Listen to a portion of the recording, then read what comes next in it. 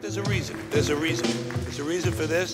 There's a reason education sucks, and it's the same reason that it will never, ever, ever be fixed. It's never going to get any better.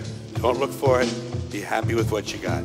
Because the owners of this country don't want that. I'm talking about the real owners now.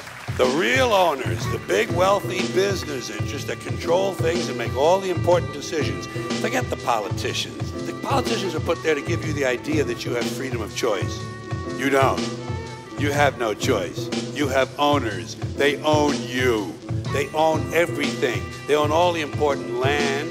They own and control the corporations. They've long since bought and paid for the Senate, the Congress, the state houses, the city halls. They got the judges in their back pockets. And they own all the big media companies, so they control just about all of the news and information you get to hear. They got you by the balls. They spend billions of dollars every year lobbying to get what they want. Well, we know what they want. They want more for themselves and less for everybody else. But I'll tell you what they don't want. They don't want a population of citizens capable of critical thinking. They don't want well-informed, well-educated people capable of critical thinking. They're not interested in that. That doesn't help them. That's against their interest. That's right. They don't want people who are smart enough to sit around the kitchen table to figure out how badly they're getting fucked by a system that threw them overboard 30 fucking years ago. They don't want that. You know what they want? They want obedient workers. Obedient workers. People who are just smart enough to run the machines and do the paperwork, and just dumb enough to passively accept all these increasingly shittier jobs with the lower pay, the longer hours, the reduced benefits, the end of overtime, and the vanishing pension that disappears the minute you go to collect it. And now they're coming for your Social Security money. They want your fucking retirement money. They want it back so they can give it to their criminal friends on Wall Street. And you know something? They'll get it. They'll get it all from you sooner or later, because they own this fucking place. It's a big club, and you ain't in it. You and I are not in the big club. By the way, it's the same big club they used to beat you over the head with all day long, when they tell you what to believe. All day long, beating you over the head in their media, telling you what to believe, what to think, and what to buy. The table is tilted, folks. The game is rigged. Nobody seems to notice. Nobody seems to care. Good, honest, hard-working people, white collar, blue collar, doesn't matter what color shirt you have on. Good, honest, hard-working people continue. These are people of modest means. Continue to elect these rich cocksuckers who don't give a fuck about them. They don't give a fuck about you. They don't give a fuck about you. They don't care about you at all. At all. At all. Man, you know? And nobody seems to notice, nobody seems to care. That's what the owners count on, the fact that Americans will probably remain willfully ignorant of the big red, white, and blue dick that's being jammed up their assholes every day. Because the owners of this country know the truth. It's called the American dream, because you have to be asleep to believe it.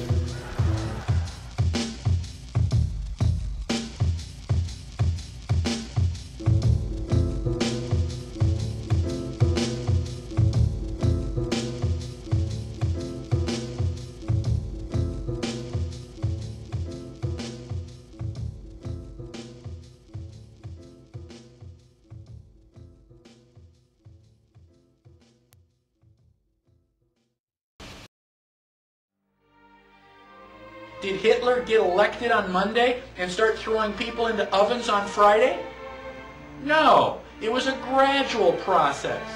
The first thing that Hitler did was start to write newspaper articles. Everything that was going wrong was the Jews' fault. They're the ones that caused all these problems.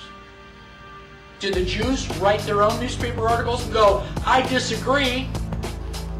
So then the Jews had to wear the Star of David so we can tell who you are. Did they say, no, that's a violation of my privacy, I don't have to tell you? No, the Jews decided, well, it's a religious symbol. We love God. We should be proud to wear the Star of David. Eventually, the Germans came in and they broke all of the windows in all of the Jewish businesses in one weekend. The Saturday night was known as Kristallnacht, which is German for Night of Glass. Did the Jews rise up and say, now damn it, you're violating my property, you shouldn't do that? No. Gosh, we don't want to make the Germans any madder than they already are. Don't piss them off. They've got guns. Eventually, the Germans are loading them up into cattle trailers on the train. Where do you think you're going? On vacation? Where do you think they're going to take you? Well, now you're cold and naked and they're walking you into the ovens where you're going to go to mass execution. Is it time now to raise your hand and say, you know, I tend to disagree with all of this? Bang! You're dead. It's too late to complain. You should have complained at the beginning when you at least had a chance. How bad do things have to get before you do something? Do they have to take away all your property? Do they have to license every activity that you want to engage in? Do they have to be throwing you on cattle cars before you start to say, now wait a minute, I don't think this is a good idea?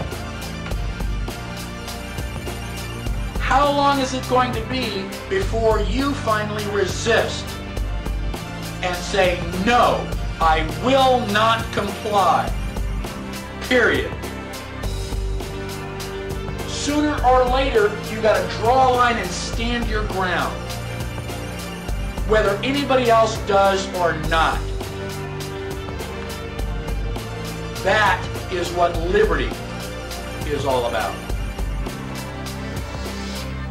This is the difference between the power of our Creator and anything else, particularly evil. That you can go into a pitch black room full of evil, full of darkness, and light a little candle, and instantly that darkness flees.